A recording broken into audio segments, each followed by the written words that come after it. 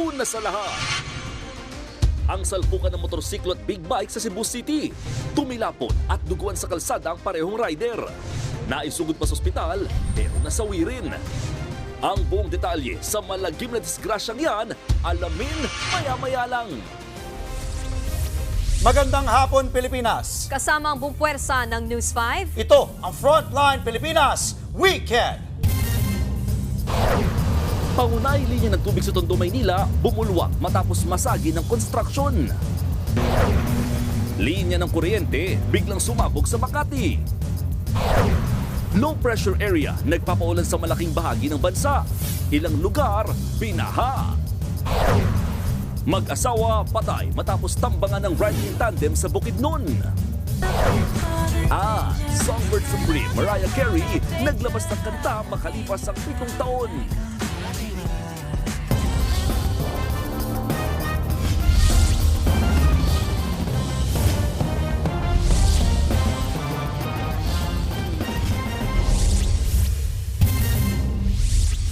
Nasira ang isa sa mga pangunahing pipeline ng Maynilad sa Tondo, Maynila. Daan-daang libong customer po ang posibleng mawalan ng tubig sa pagkukumpuni nito. At live mula sa Maynila, nasa frontline ng balitang yan, si Rainiel Pawid. Rainiel, gaano ba katagal daw ang pagsasaayos ng nasirang pipeline? Andre, sa ngayon ay dewatering o pag-aalis pa lang ng tubig yung ginagawa dito sa site. At pag natapos nga yan, doon makikita kung gaano kalaki yung naapektuhan dun sa tubo at kung ilang araw posibleng gawin. Pero sa ngayon, nag-abiso na itong Maynila doon sa mga customer na mawawalan nga ng tubig sa southern part ng Maynila at sa ilang portions na rin ng Cavite. Tuloy ang pagbulwak ng tubig sa bahaging ito ng Nicolas Zamora Street sa Tondo, Manila. Kahapon nang nasira ang isa sa mga pangunahing pipeline ng Maynilad matapos matamaan dahil sa excavation activity ng New Pritil Market. Possibly and likely po na ang tinamaan po ng kanilang ongoing construction ay yung 2.2 meter diameter na trunk line ng Maynilad. Ngayong araw sinimulan na ang dewatering o pag-alis ng tubig sa site. Dahil dyan, pinatay muna ang supply ng tubig kaninang alas 2 ng hapon hanggang alas 10 ng umaga bukas.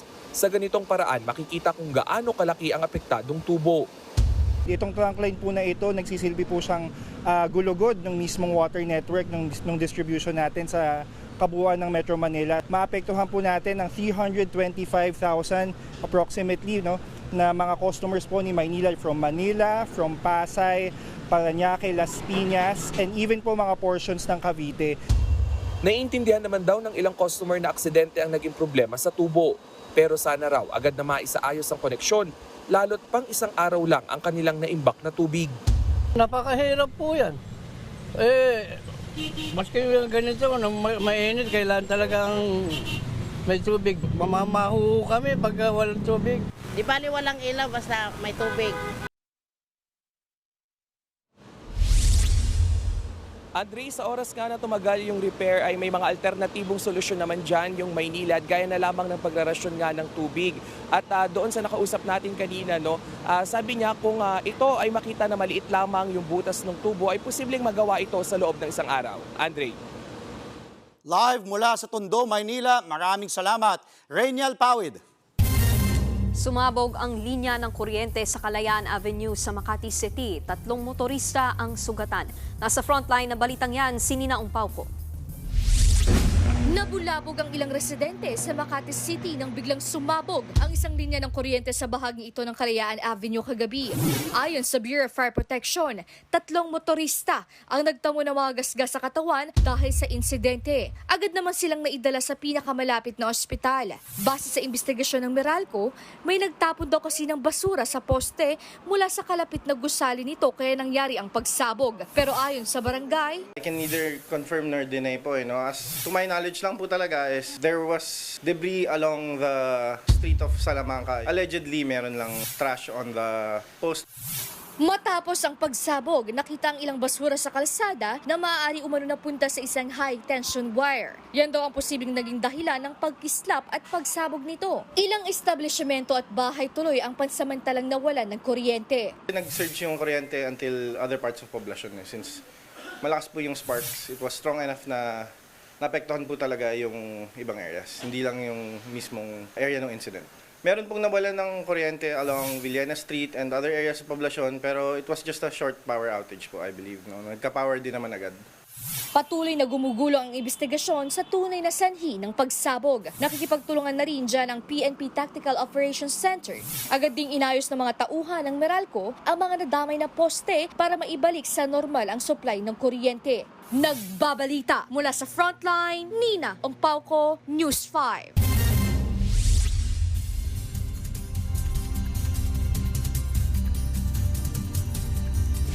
Sa ulat panahon naman po, patuloy na binabantayan ng Pag-asa ang low pressure area sa loob ng Philippine Area of Responsibility o kung tawagin ay PAR. Huli itong namataan po sa layong 195 kilometers silangan ng Verac, Catanduanes. Nagpapaulan na ito sa Aurora, Quezon, Bicol Region, Central Visayas at Eastern Visayas. Ayon sa Pag-asa, posible itong maging bagyo sa mga susunod na araw na tatawaging bagyong Auring. Magpapaulan din ang southwest monsoon o habagat dito po sa Metro Manila, sa Cavite, Laguna, Batangas, Rizal, Mimaropa, Central Luzon at nalalabing bahagi ng Luzon. Apektado rin ng habagat ang Visayas at Mindanao. Pinag-iingat po mga residenteng nakatira sa mabababang lugar dahil posible pong iyang magdulot ng mga pagbaha at pagguho ng lupa. Binaha naman ang maraming lugar sa bansa dahil pa rin sa LPA at habagat. Nagmistulang ilog ngayong araw ang kalsada sa Barangay Rosario, Balingasag, Misamis Oriental.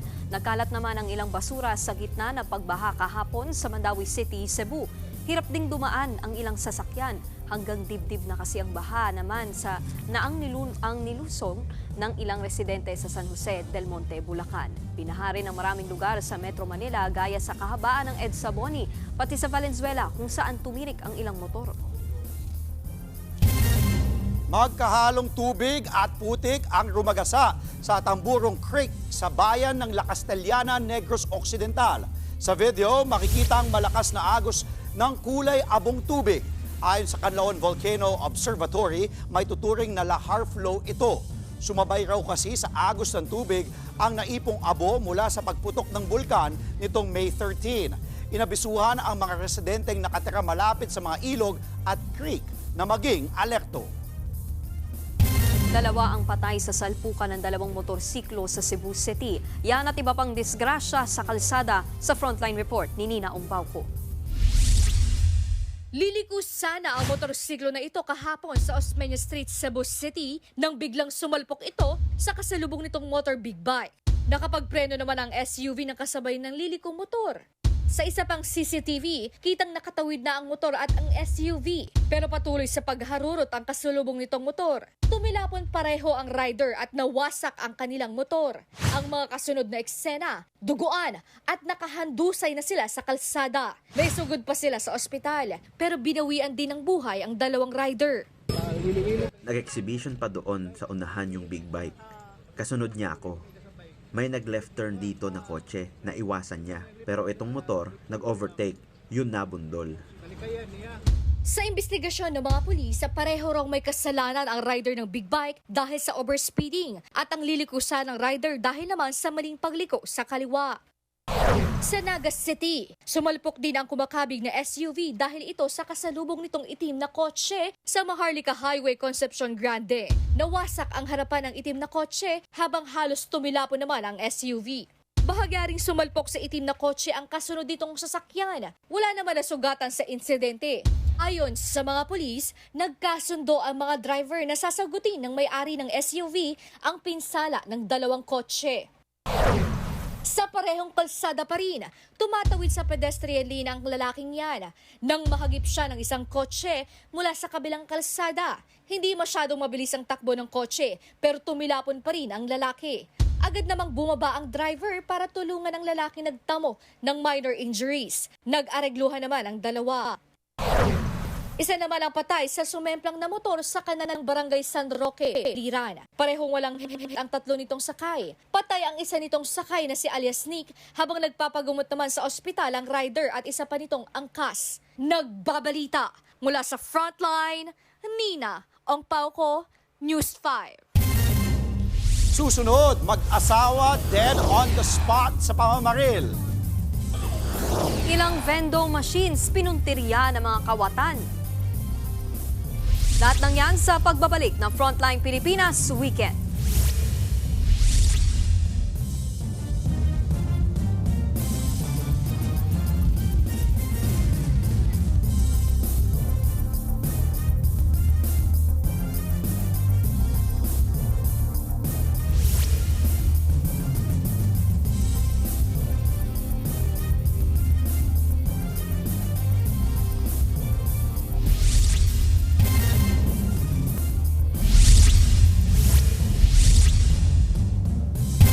Tatlo ang sugatan ng pagbabarili ng hindi pa nakikilalang salarin sa Maguindanao del Sur. Habang sa Bukidnon, dead on the spot naman ang mag-asawang tinambangan ng riding in tandem. Nasa frontline ng balitang yan, si Ian Suyu. Nakahandusay at wala ng buhay ang mag-asawang ito ng datnan ng mga otoridad sa Malaybalay City, Bukidnon kahapon, pasado 3:00 ng hapon. Ayon sa pulisya, parehong residente ng Purok 5, Barangay Bangkud ang 52 anyos na babae at 57 anyos nitong asawa na isang tractor operator. Kwento ng mga kaanak ng biktima, pauwi na ang mag-asawa matapos magtabas ng tubo. Habang sakay ng kanilang motorsiklo, bigla na lang daw silang hinarang at pinaulanan ng bala ng riding in tandem. Dead on the spot ang mga biktima matapos mapuruhan sa ulo at katawan. Blanco ang mga kaanak ng biktima sa motibo ng pananambang. Sa Maguindanao del Sur naman, nabulabog ang mga residente ng Barangay Poblasyon sa bayan ng Paglat dahil sa pamamaril kagabi. 3 ang sugatan sa insidente. Ayon sa mga residente, 2 lang talaga ang target ng mga salarin. Nadamay lang daw ang isang residente. Agad namang naisugod sa ospital ang mga biktima na patuloy na nagpapagaling. Patuloy pa ang investigasyon ng mga otoridad para matukoy ang mga salarin at motibo sa magkahiwalay na krimen. Nagbabalita mula sa Frontline, Ian Suyu, News 5. Pinuntirya ng mga kawatan ng ilang vending machine sa Zamboanga City. Sa pulpuyan sa CCTV. Nagbabalik si Ian Suyu. Sa pool sa CCTV ang lalaking ito na binubutingting ang isang Wi-Fi vending machine sa Barangay Sangali, Zamboanga City. Nagmasid pa siya kung may makakakita sa paligid at maya-maya pa tinangka niyang sirain ng makina gamit ang dalang patalim at akmang nanakawin ang barya sa loob nito. Yun nga lang, bigo siyang mabuksan ang coin storage.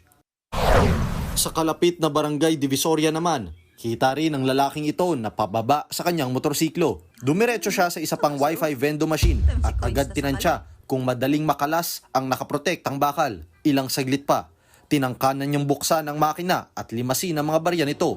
Pero nabigo rin siya. Kinabukasan, gamit niya ulit ang parehong motorsiklo para magnakaw.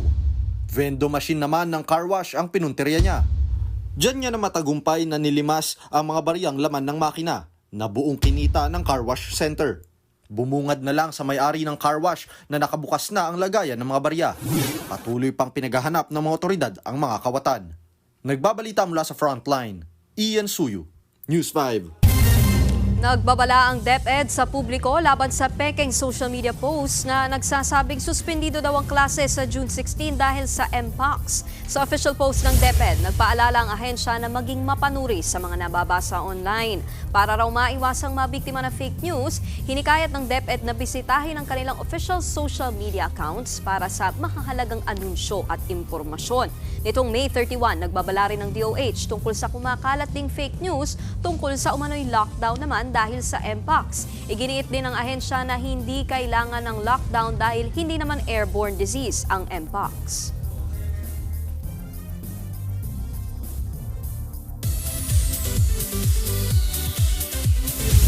After 7 years, nagbabalik ang Songbird Supreme na si Mariah Carey with a new single.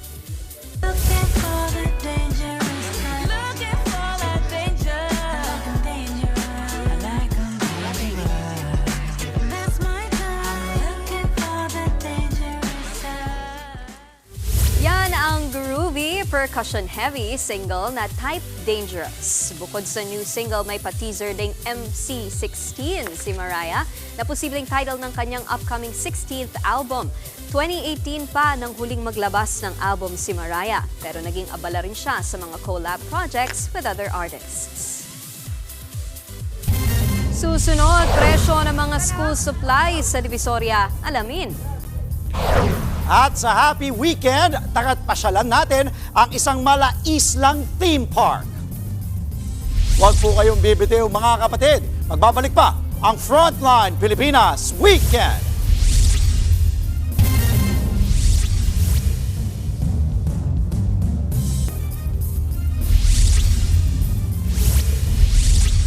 Mga kapatid, ilang araw na lang po at pasukan na.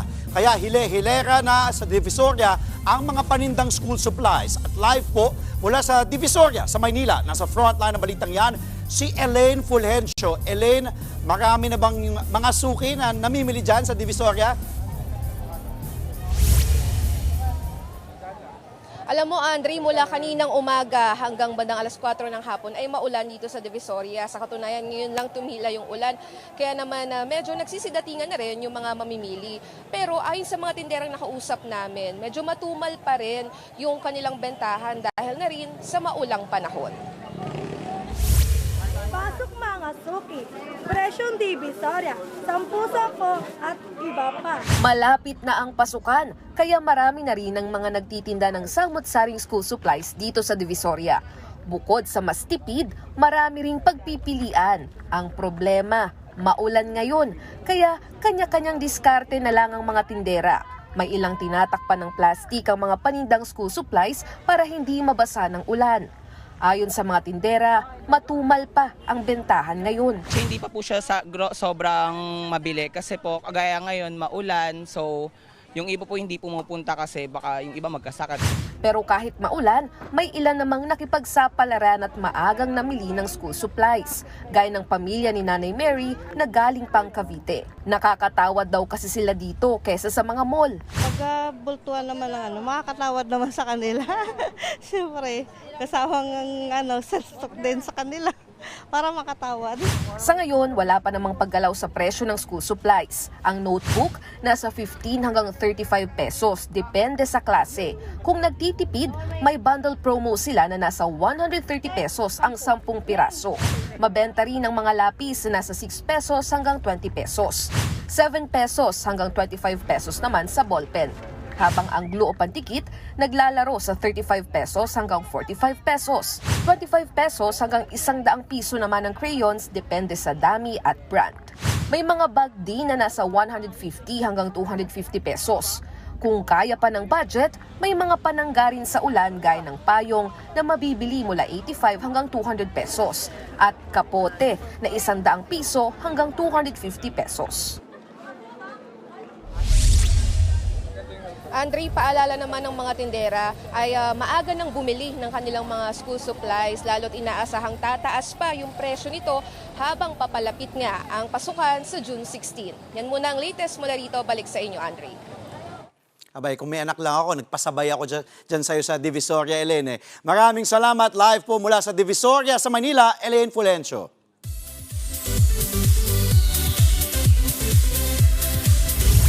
Mapapa I Love Filipino ka talaga sa June 12 dahil kasabay ng paggunita sa Araw ng Kalayaan ay ang pagpapalabas din sa Netflix ng docu-series na I Love Filipino, hosted by our kapatid anchor Jiggy Manicad. Sa docu-series na yan, dadalhin tayo ni Jiggy sa 5 makahalagang aspeto ng ating pagiging Pilipino mula sa pagkain, sining, arkitektura, musika at hanggang sa sausawan.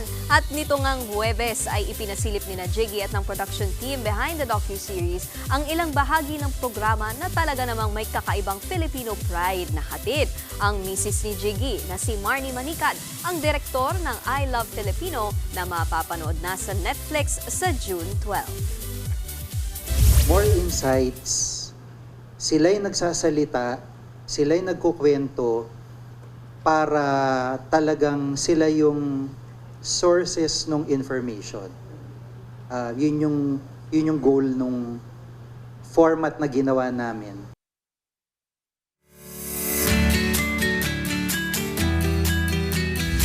Okay, Nikki, tag-ulan na. Actually, si Pao ay nasa Boracay. May plano ka pa bang lumabas, mag-beach? Kasi yung mga ibang beach kasi makulimlim na eh. Ako naman, parang gusto ko kasi try yung glamping. Feeling ko maganda yun pag maulan, di ba? Tapos mapapatingin ka pa sa... Mahangin din, yes. No? Ikaw? Ako, mas gusto ko kasi pag may araw talaga. Dahil, di ba, yung... Paano yan? Nasa Bora si Pawi. Oo Kaya nga. pala nandito ka. Wala, nandito. Enjoy niya na lang yung Boracay para Kaya sa akin. pala. Kaya ako po natanong yan, dahil isang malais lang theme park po ang dinadayo ngayon sa Lubao, Pampanga. Silipin po natin yan kasama ang nag-iisang weekend buddy na si Mondi Lopez. Mukhang uulan na naman. Pero walang ulan na makakapigil sa mga Gen Z pagdating sa galaan. Dito sa Lubao, Pampanga, first time ipasisilip sa national TV ang bagong theme park na malakis na sa lawak at sa dami ng rides at activities. Excited na kumuha ng tickets ng tropa. Pero teka, biglang umulan. The weather is not giving besh. Pero after 30 minutes, sa entrance, bibigyan ka ng wristband. Ride all you can na to. Kaunting orientation, saka in-explore ang pinamigay na mapa. Ang lawak kasi, umaabot sa 16 hektarya. Walking pa lang, enjoy na sila. Of course, hindi mawawala ang selfie at TikTok. First stop, Hiraya Lake. Sasakay ang magjowa sa Lago Verde.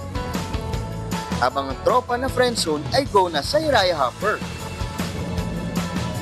Island cruise vibes habang tanaw ang makap ng Bulkang Arayat. The best. Next stop, Galura Flyer. Mukha lang simpleng swing pero pagtaas at pag-ikot, hilo at lula ako riyan. It's payback time! Subukan natin nila ang Pambalitos Hideout. Halos kasing taas ng 3 palapag ng building yan. Pero of course, safety first. G na G pa rin ang mga Gen Z. Pero teka, sumuko ang girls. May na talaga loob kapag umaalog. Clap sa 3 boys na natira. Si Ian, walang takot. Si Jenry, follow the leader lang. Eto namang si Mark, akala mo may megaphone sa lalamunan. Wait lang! Oh my gosh!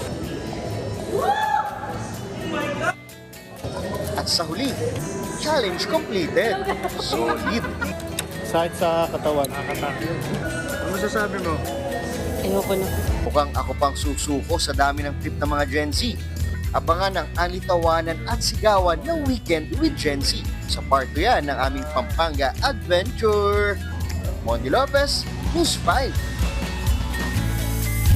Oo, masaya na. Nag-enjoy si Mondi doon. Parang daming gagawin. Oo, abangan natin yung part 2. At yan po, ang mga impormasyong dapat ninyong malaman. Mga balita para sa may alam at may pakialam. Kami, ang inyong mga kasangga sa Frontline Pilipinas Weekend.